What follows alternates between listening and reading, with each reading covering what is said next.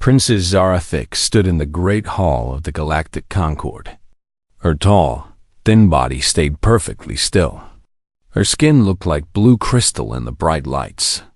She did not let her face show any feelings.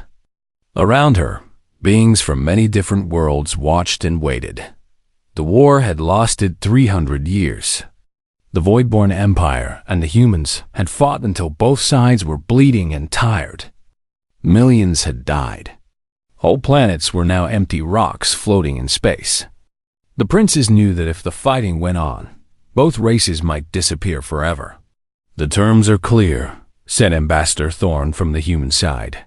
He was old and gray, with deep lines around his eyes. "A marriage bond between our peoples. One of royal blood from the Voidborn Empire. One chosen representative from humanity." Zarathik had known this day would come. Her father, the Emperor, had already agreed. The princess would marry a human to seal the peace. She had expected this since she was young. But she had also expected to marry someone from her own people, someone who understood her world and her ways. "The human chosen is Marcus Chen," Ambassador Thorn continued. "He is 28 years old. He works as a naval engineer on the frontier world, Kepler 442b. He has agreed to this union for the good of both our peoples." The princess had seen pictures of this Marcus Chen. He looked ordinary for a human. Brown hair, brown eyes, not very tall. His hands looked rough from work. In the pictures, he was always smiling a gentle smile. Humans lived such short lives compared to her people. She was already 150 years old, but still young for a Voidborn. This human would grow old and die while she was still in the early part of her life. "I accept these terms," Zarathik said. Her voice was clear and strong. "For the sake of peace." The wedding was planned for Haven's Rest, a space station that belonged to no single world. It floated between the territories of many different species. The station was huge, with rings that spun slowly to make artificial gravity. Ships from dozens of worlds came to watch the ceremony. Zarathik arrived 3 days before the wedding. Her ship, the Void's Grace, was sleek and dark like all Voidborn vessels. As she walked through the docking bay, she saw human ships for the first time up close. They looked different from what she expected. The metal was strange, almost like it was alive. The design seemed simple, but somehow felt very old. Her rooms on the station were nice, but felt strange. Everything was made for many different types of beings to use. The air was a mix that all species could breathe. The gravity was set to a level that most could handle. Nothing felt like home. On the day before the wedding, she met Marcus Chen for the first time. He was waiting in the meeting room when she walked in. He stood up quickly and gave a small bow. "Your Highness," he said, "I am honored to meet you." Up close, he looked just like his pictures. Average height for a human, maybe a little shorter than she was. His clothes were simple and clean. His brown hair was cut short, but his eyes were different than she expected. In the pictures, they looked normal. In person, they seemed deeper, like they had seen much more than a 28-year-old should have seen. "You may call me Zarathik," she said. "We will be married soon. There is no need for such formal words between us." Marcus smiled that gentle smile she had seen in the pictures. "Thank you. You can call me Marcus. I hope this arrangement will not be too difficult for you." She was surprised by his words. Most beings would have been nervous to meet someone from the royal family. Most would have talked about honor and duty. But Marcus seemed calm, almost sad. "This marriage will bring peace," she said. "That is what matters." "Yes," Marcus agreed. "Peace is what matters." They talked for an hour. Marcus asked about her home world and her interests. He told her about his work with ship engines and his life on the frontier.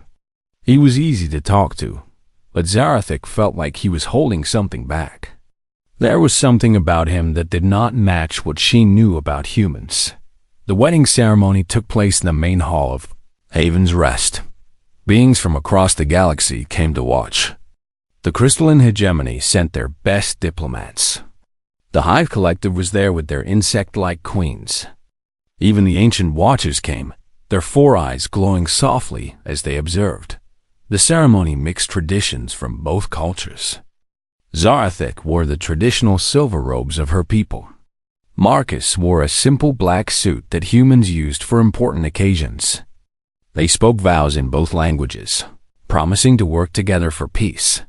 But the most important part was the life bond ritual of the Voidborn. This was when the minds of the bride and groom would touch briefly through telepathy. For Voidborn, it was a way to make sure the marriage was real and true. Zarathik had done this ritual before in practice. She knew what to expect. A gentle touching of thoughts, a sharing of simple emotions, nothing more. She reached out with her mind toward Marcus as the ritual required. At first, everything seemed normal. She felt his thoughts on the surface, calm, peaceful, a little nervous. But then her mind went deeper, just for a moment. What she found there made her step back in shock. It was like touching the edge of an ocean. A vast, deep, endless ocean of power that seemed to have no bottom. For just an instant, she felt something so strong and terrible that her mind could barely understand it. It was controlled, held back by an enormous effort of will. But it was there Marcus reached out quickly to steady her. "Are you all right?" he asked. His voice was gentle and worried, just like before. But now she had felt what was underneath. "I am fine," she said, but her hands were shaking. "Just tired from the long ceremony." Marcus looked at her with those deep brown eyes. For a moment, she thought she saw something ancient looking back at her. Then he smiled that gentle smile again, and the moment passed. "Thank you," he said quietly, "for doing this, for choosing peace." The celebration went on late into the station's night cycle. Many beings came to wish them well. But Zarathik could not forget what she had felt in that brief moment when their minds touched. Whatever Marcus Chen was, he was not just an ordinary human engineer from a frontier world. As they walked back to their new shared quarters, Zarathik looked at her new husband. He seemed so normal, so harmless. But she had felt the ocean of power hidden behind his kind eyes. She began to wonder what else the humans had not told the galaxy about themselves. The marriage was done. The peace was signed. But Zarathik had a feeling that her real discoveries were just beginning. 6 months had passed since the wedding. Zarathik and Marcus lived together on the diplomatic vessel Harmony's Edge. The ship traveled between different worlds, helping to make sure the peace treaty was working well. They had separate rooms but shared meals and spent time together each day. At first, everything seemed normal. Marcus worked long hours in the engine rooms, fixing problems and making improvements to the ship's systems. He was polite and kind to everyone on the crew. He never complained and always seemed willing to help with any problem. But Zarathik began to notice strange things. Marcus never seemed tired. The other engineers worked 8-hour shifts and then needed rest. Marcus often worked for 18 hours straight without stopping. When Zarathik asked him about it, he just smiled and said he had always been good at staying awake when needed. He also never got sick. During their 3rd month on the ship, a virus spread through the crew.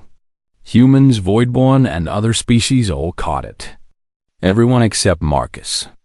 The ship's doctor, a friendly being called Dr. Kellex, was puzzled.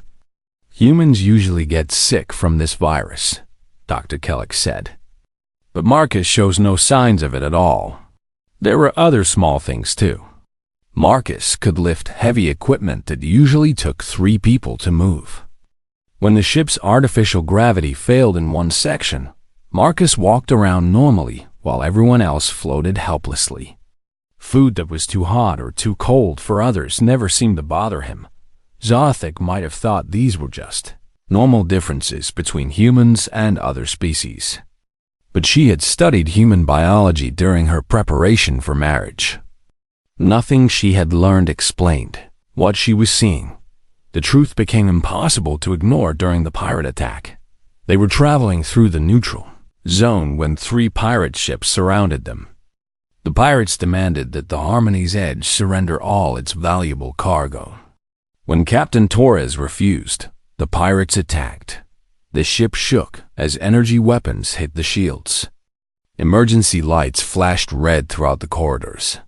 Hull breach in Engineering Section 7 came the announcement over the speakers.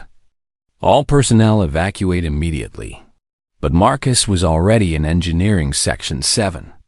Zarathik watched the security cameras from the bridge as the pirates cut through the hull and entered the ship. 12 armed pirates in full battleships poured into the corridor where Marcus was working. What happened next, mate? Zarathik stared at the screen in shock. Marcus did not run. He did not hide.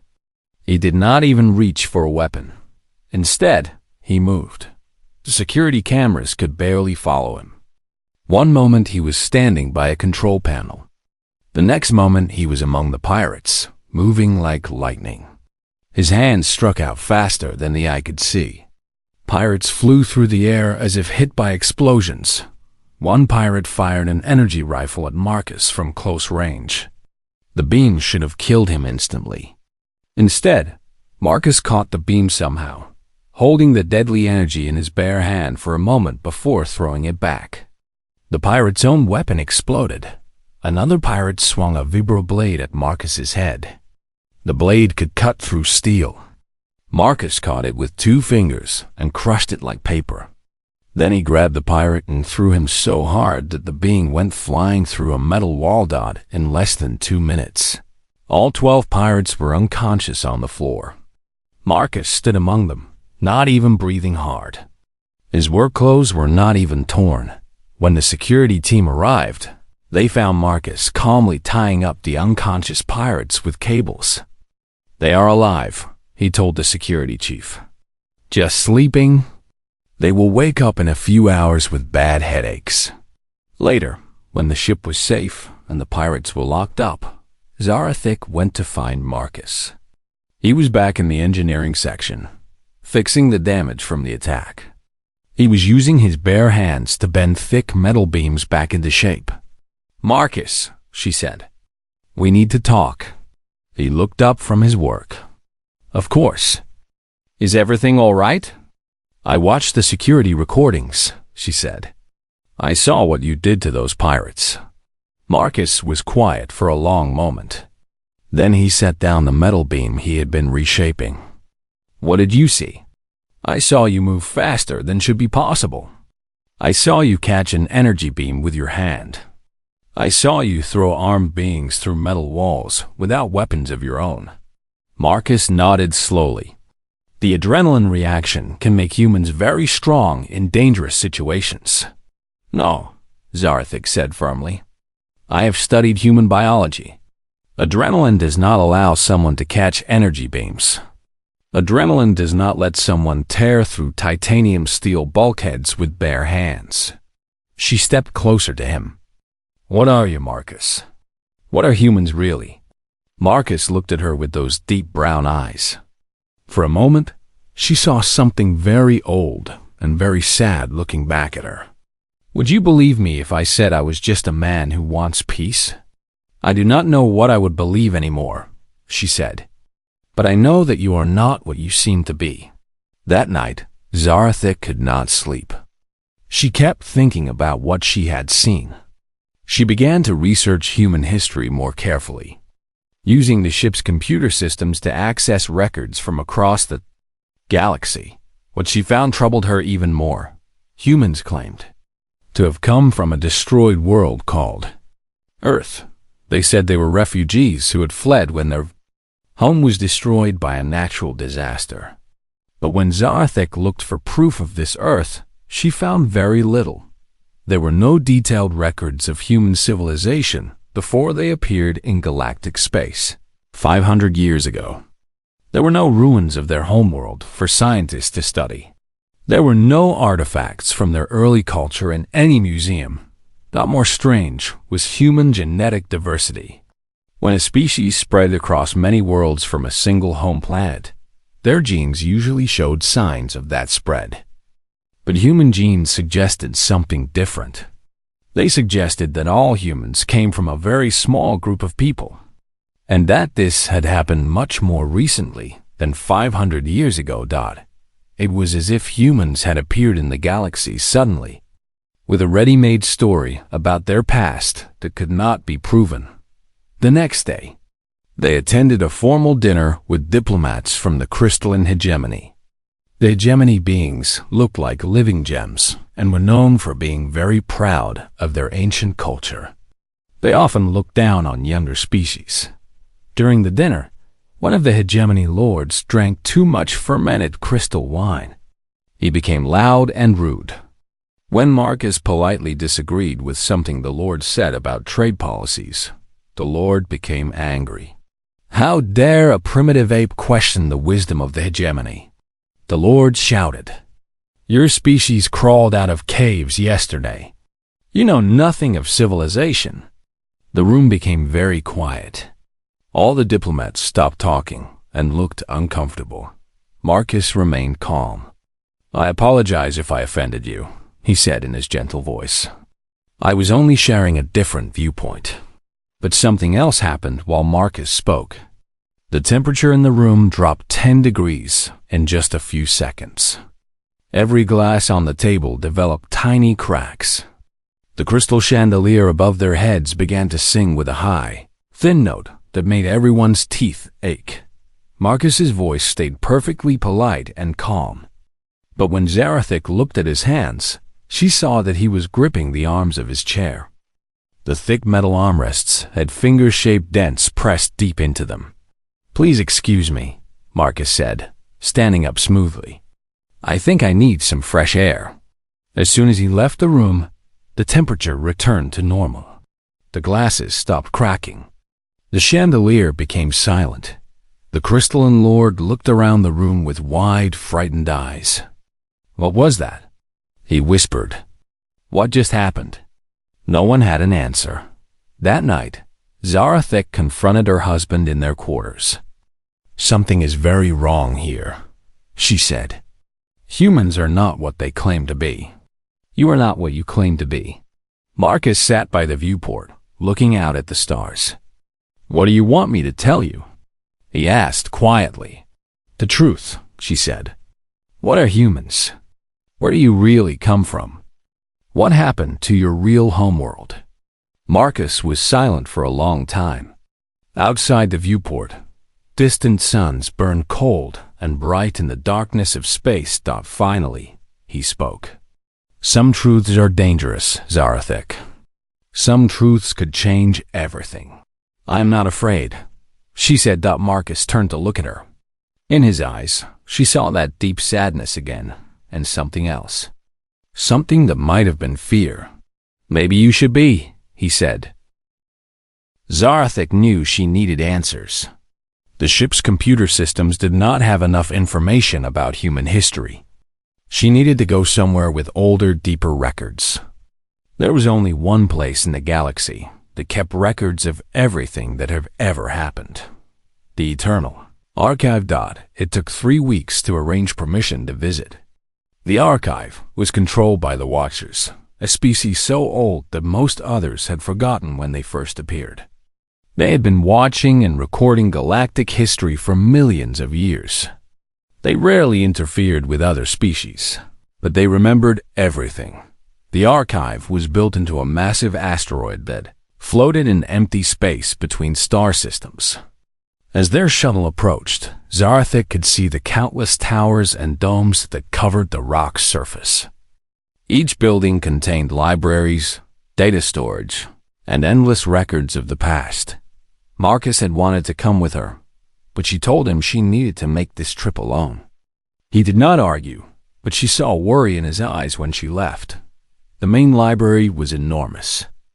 The ceiling disappeared into shadows high above. Floating platforms carried visitors between levels that seemed to stretch forever. Holographic displays showed information in hundreds of different languages and formats. Zarthek found the information desk and spoke to a young watcher assistant. Watchers were tall and thin, with gray skin and 4 large black eyes. They moved slowly and spoke in quiet, careful voices. "I need to research the history of humanity," Zarthek said. "Specifically, their origins and early development." The assistant's 4 eyes blinked in sequence. "That is an unusual request. Most researchers ask about humanity's current activities, not their past. Please follow me." They took a floating platform up many levels to a restricted section. Here, the assistant left her with an elderly watcher librarian whose 4 eyes were clouded with great age. "You wish to know about human origins," the old watcher said. It was not a question. "You are the void-born princess who married one of them." "Yes," Zarethik said. "I need to understand what my husband really is."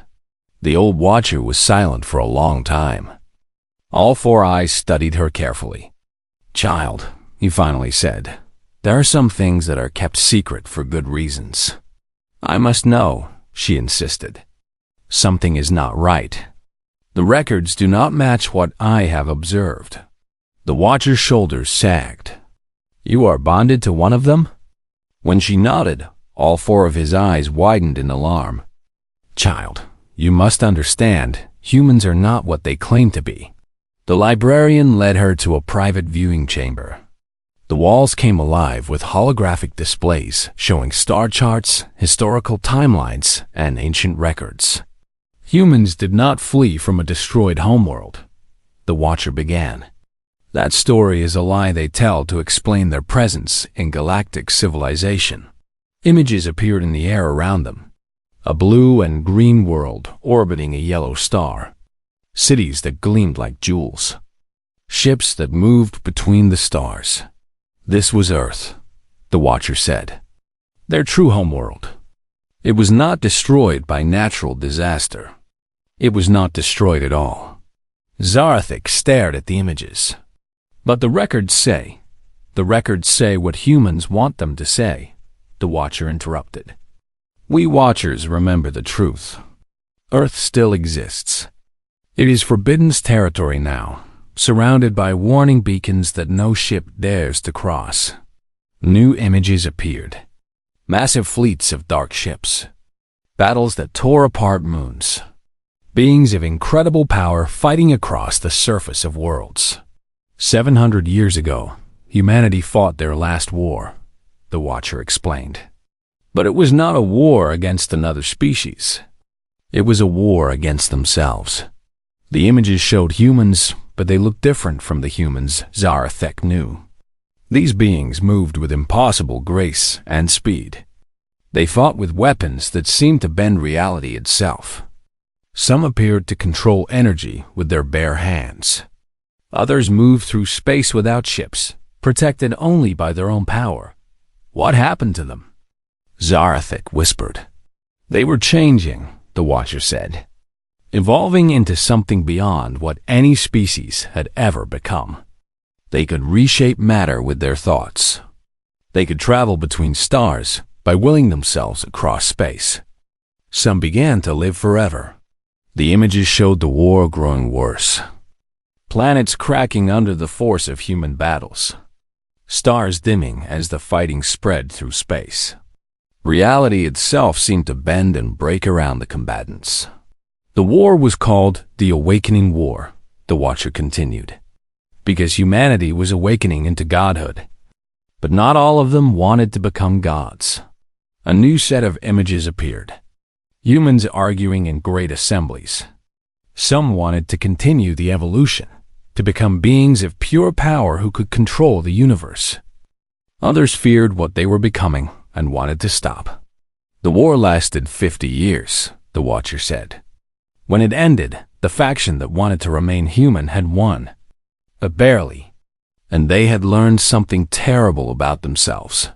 What did they learn? That they could not stop the change through normal means. The evolution was built into their genes, their minds, their very souls. They would either become gods or they would have to leave everything behind.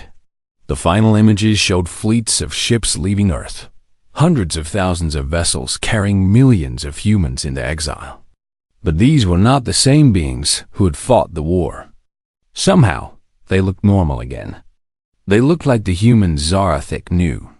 They chose exile, the Watcher said. But more than that, they chose to lock away their true nature. They created mental and physical barriers within themselves, sealing away the power that would have made them gods. That is impossible, Zarathic said.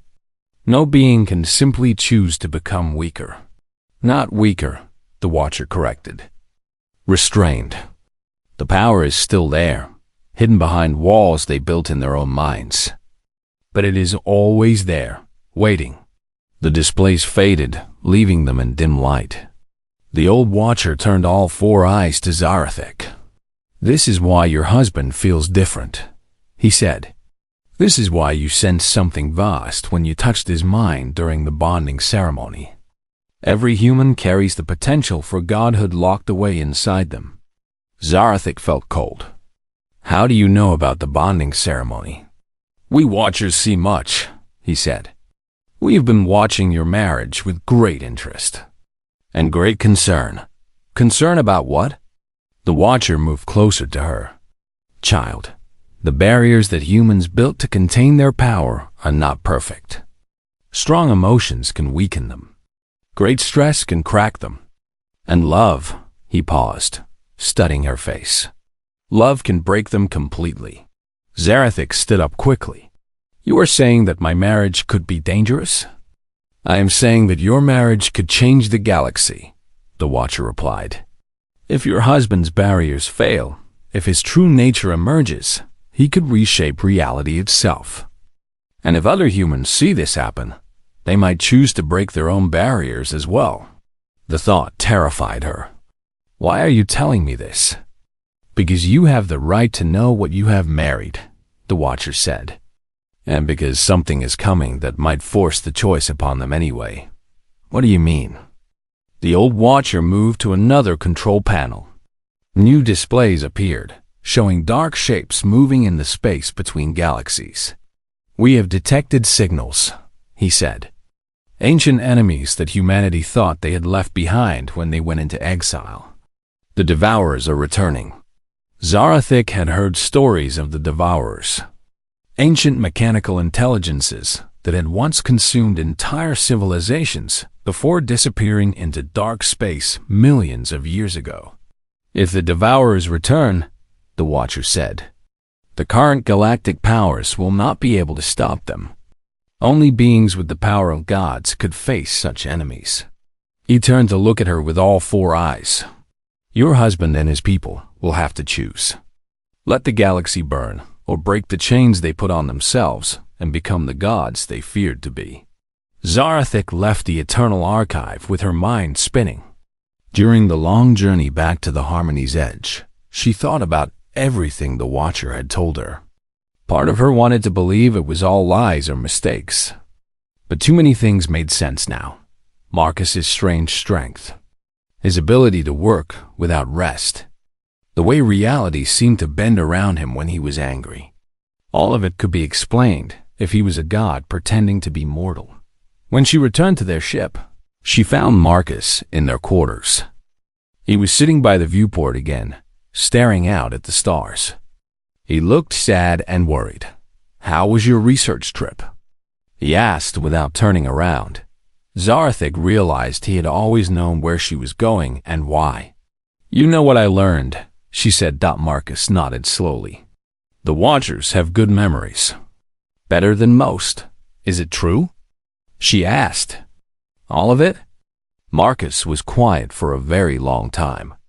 Outside the viewport, the stars seemed brighter than usual, as if they were responding to his mood. "Yes," he finally said. "It is true. You are all gods pretending to be mortal?"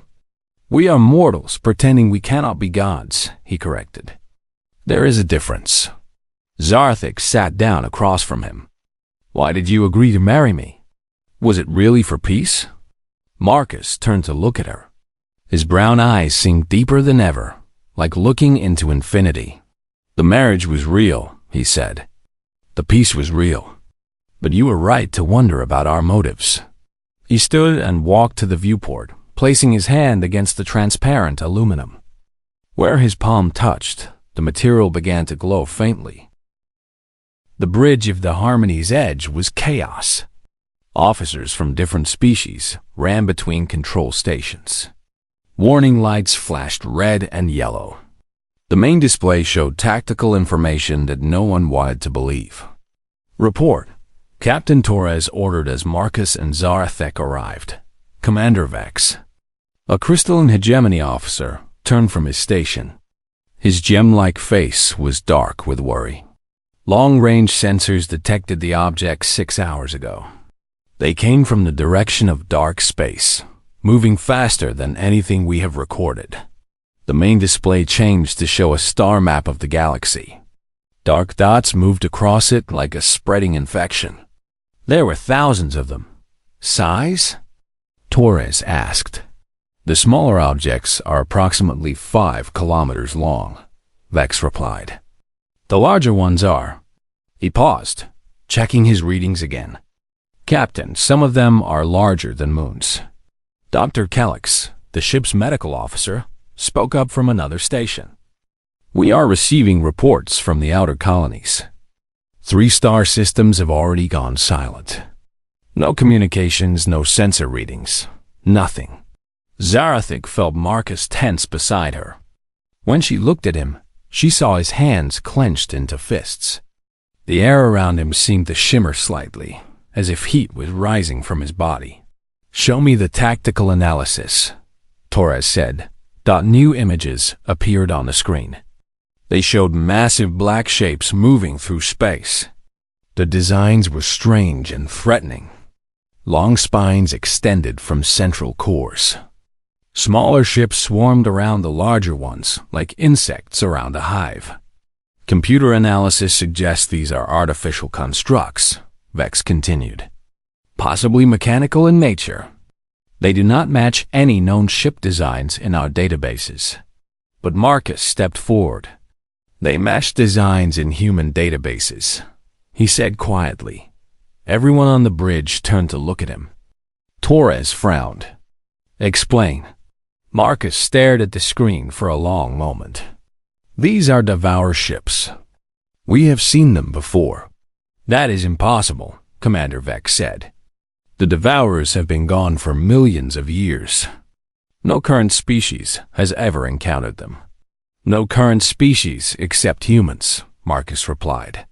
His voice was getting quieter, but somehow it seemed to fill the entire bridge. We fought them before. A long time ago. Torres stepped closer to Marcus. Engineer Chun, you are talking about events that happened millions of years ago. Humans have only been in galactic civilization for 500 years. Marcus turned to look at the captain. In his brown eyes, Zarthik saw something ancient stirring. Captain, there are things about human history that your databases do not contain. Before Torres could respond, the communications officer called out. Captain, priority message coming in from the Galactic Defense Council. The main screen changed to show Admiral Kess, the supreme commander of all galactic defense forces. The Admiral was a hegemony leader with crystal skin that normally gleamed bright blue. Now it was dim and gray with stress.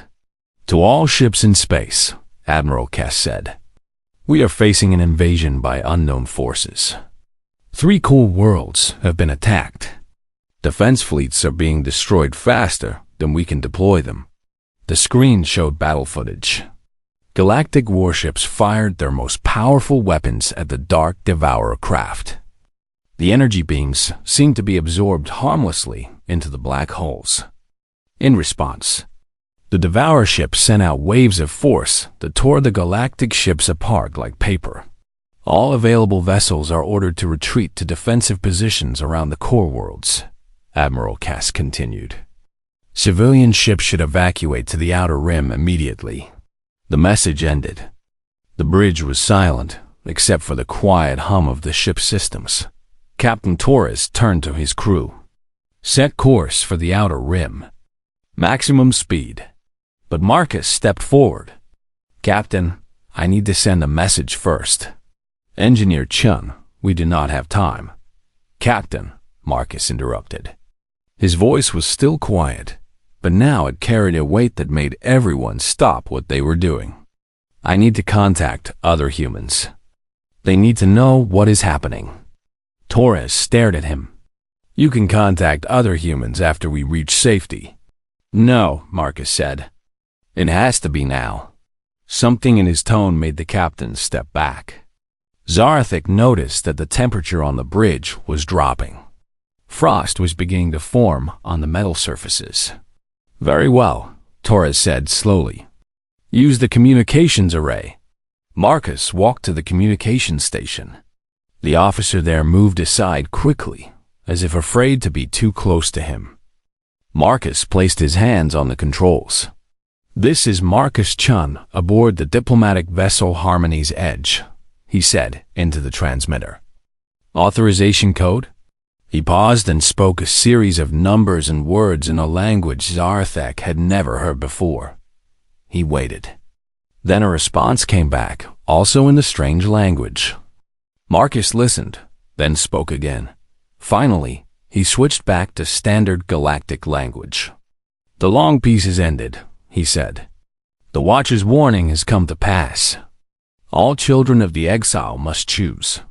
The response was immediate and shocking. Across all human communication frequencies, voices began answering. Hundreds, then thousands, then millions of voices, all speaking in that ancient language that none of the other species understood. Marcus listened for a few minutes, then turned off the communicator. When he faced the bridge crew, he looked different. His eyes seemed brighter. His skin appeared to glow faintly. The air around him moved as if pushed by invisible currents. Captain, he said, I need you to change course. Take us to the nearest battle zone. Absolutely not, Torres said. My orders are to evacuate civilian vessels. Captain, Marcus said patiently, your orders assume that this is a normal military threat that can be fought with normal military means. It is not. Commander Vex stepped between them.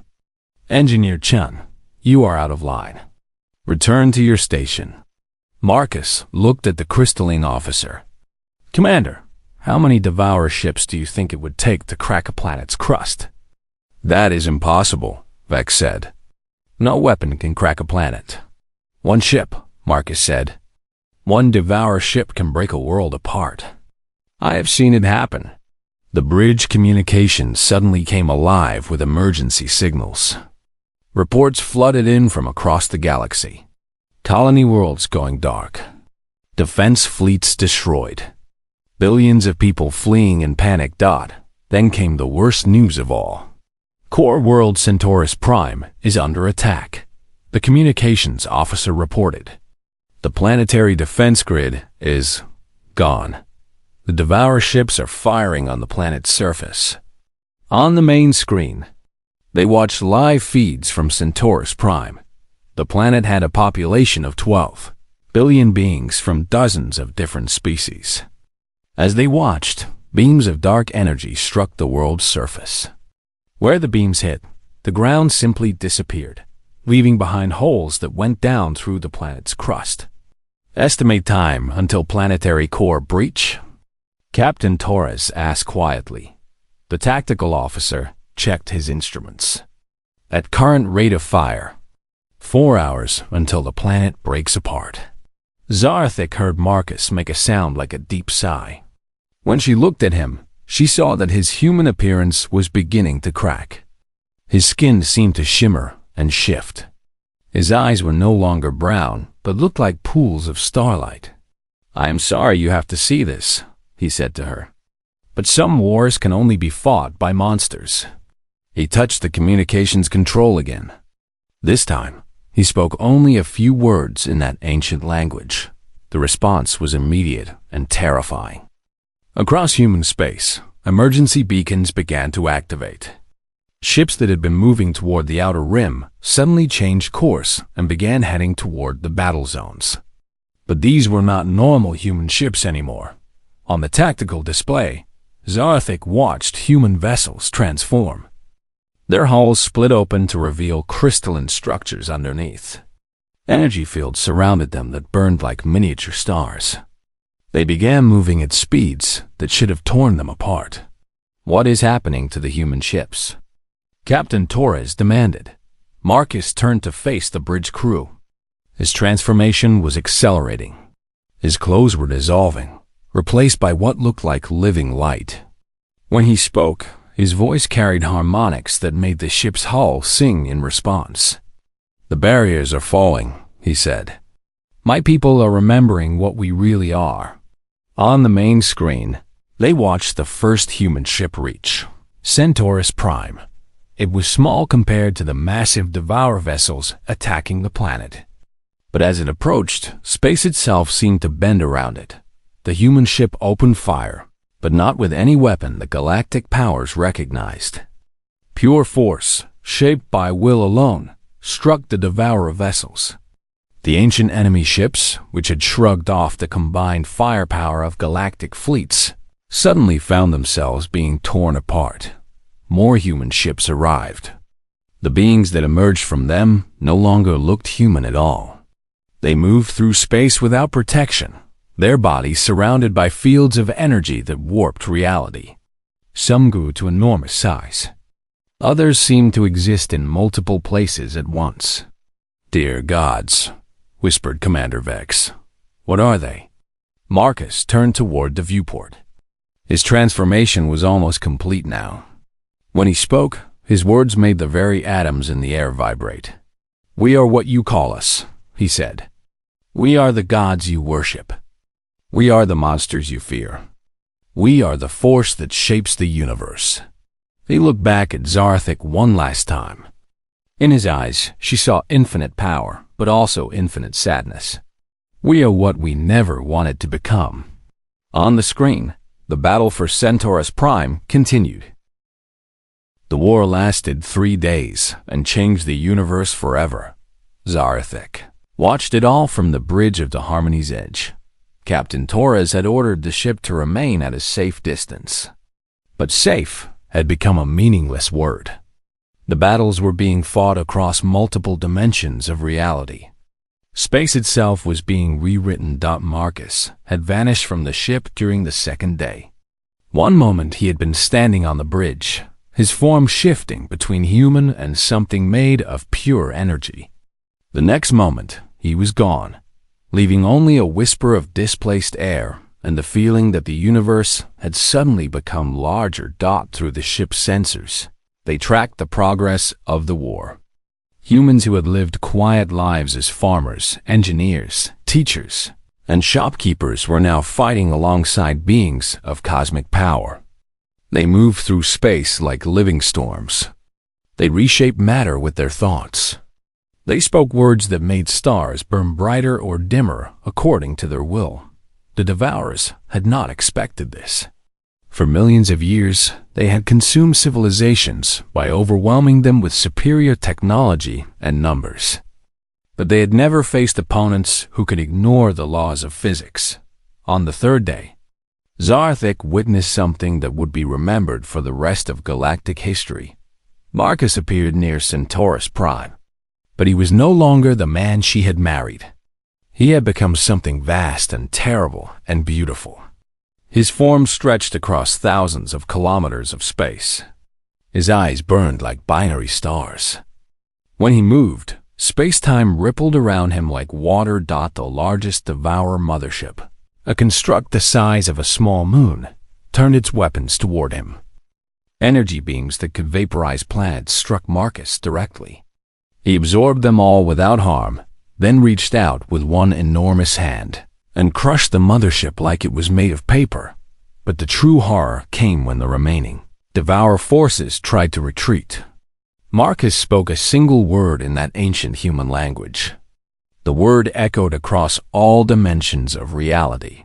Every Devourer ship in the galaxy simply stopped existing, as if they had never been built at all. Then Marcus turned his attention to the damaged worlds the Devourers had attacked. He placed his hands over Centaurus Prime, where the planet's crust had been cracked open and billions had died. Life flowed from his fingers into the world below. Zarathic watched in amazement as the planet healed. The cracks in the crust sealed themselves. Destroyed cities rebuilt themselves from nothing. Even the dead began to return, as if time itself was running backward. When Marcus finished, Centaurus Prime was not just repaired. It was better than it had ever been. The air was cleaner. The oceans were purer. The forests were more vibrant. He had not just fixed the damage. He had perfected the world itself. Across the galaxy, other awakened humans were doing similar things. They restored destroyed colonies. They brought back extinct species. They turned barren worlds into gardens. But the cost of such power soon became clear. Of the millions of humans who had awakened to their true nature, many began to fade. Some dissolved into pure energy and disappeared into the cosmic background radiation. Others retreated into deep meditation states, their consciousness expanding beyond the ability to interact with the physical world. Some simply left, walking into the space between galaxies to explore realities that normal beings could not even imagine. The human ships that remained in normal space were changing too. As their crews evolved beyond physical form, the vessels became something between technology and living beings. They pulsed with organic light and responded to thoughts rather than controls.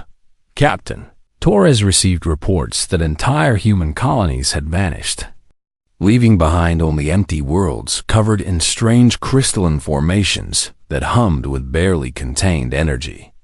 "They are transcending," Dr. Kellick said as he studied the sensor readings. "They are moving beyond physical existence entirely." Zarathic felt her heart break.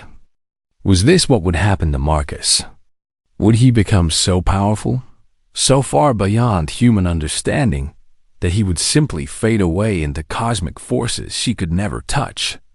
On the fourth day after the war ended, she had her answer. She was alone in their quarters, staring out at the stars when the air behind her shimmered. She turned and saw Marcus stepping through what looked like a fold in space itself.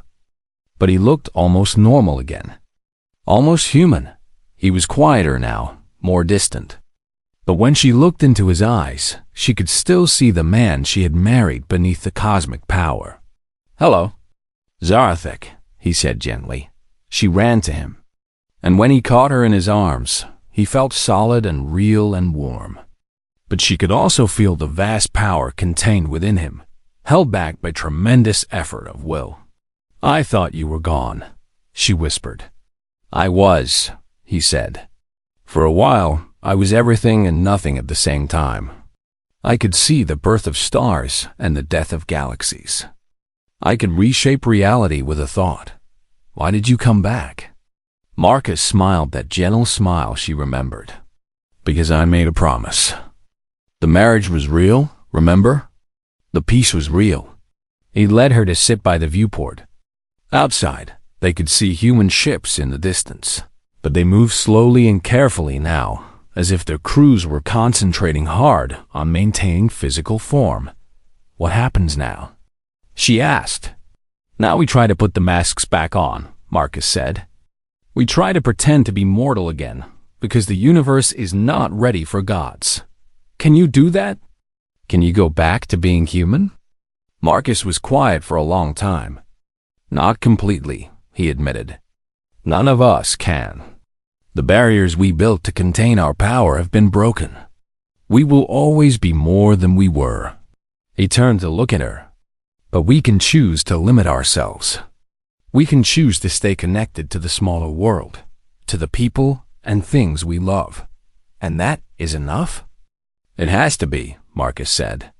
"Because the alternative is to become so powerful that we stop caring about anything mortal. And if that happens, we become no better than the Devourers we just destroyed."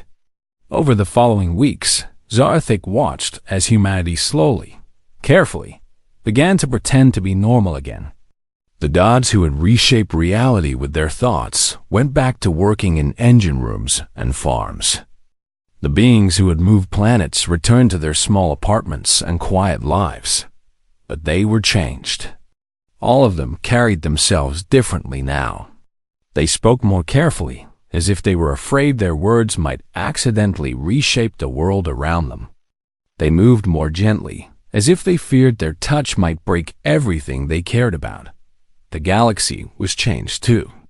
The other species looked at humans differently now. There was respect, but also fear. How do you make trade agreements with beings who could erase your entire civilization with a thought? How do you argue politics with gods who are pretending to be mortals?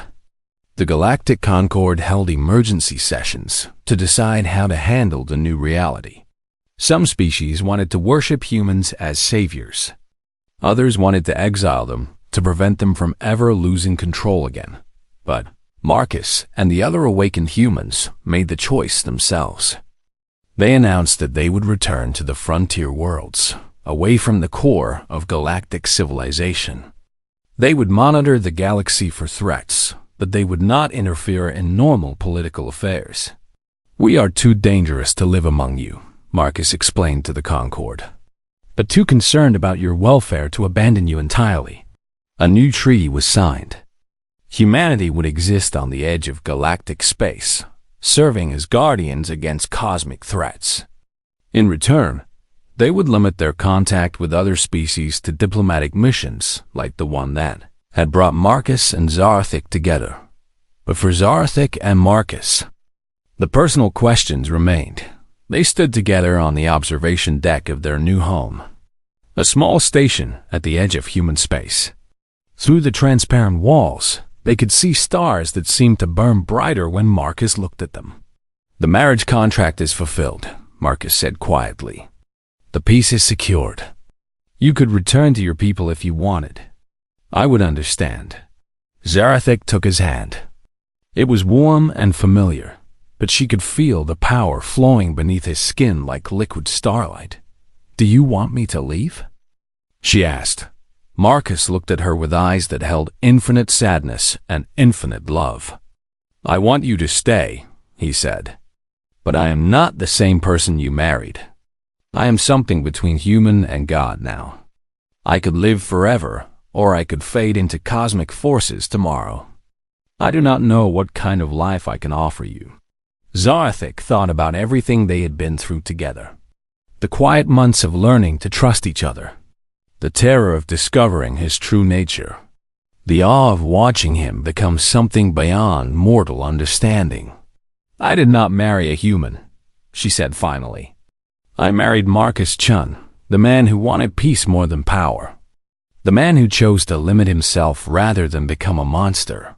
She squeezed his hand. "That man is still in there, under all the cosmic power. As long as he is, I will stay." Marcus smiled, and for a moment he looked exactly like the gentle engineer she had first met. "Even if I am a god, pretending to be mortal?" "Especially then," she said. "Someone needs to remind you what mortality is worth protecting." They stood together in comfortable silence, watching the stars. Around them, other awakened humans were building a new kind of civilization. They created art that existed in multiple dimensions. They grew gardens where flowers bloomed in colors that had no names.